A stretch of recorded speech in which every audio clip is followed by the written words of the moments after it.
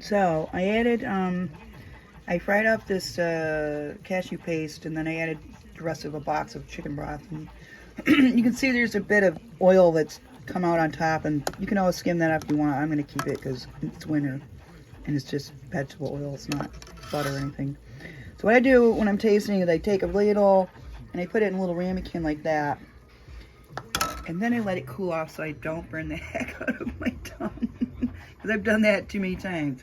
And over here I've got some chickpeas, the rest of the red onion that went in there, some plain old white rice, and some water.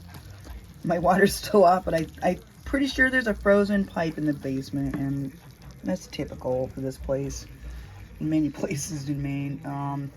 I fished the habanero out because it's actually not that spicy, and I'm going to put this in toward the end because it's going to give that like fresh green flavor. And a lot of my herbs went bad in the fridge because they just don't last.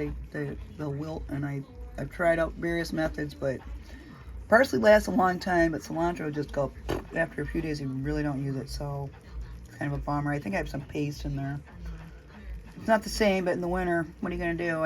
I started some mint seeds the other day, and I have a few other things in mind. You can't plant too much indoors in January because even with the big picture window, it won't grow. So I'm just going to add, like, if I have to, add more water to this, and then maybe, I don't know, a third or a half a can of corn. That's it. Okay, I'm getting messages now. I think. I'm hoping this plumber calls me back soon.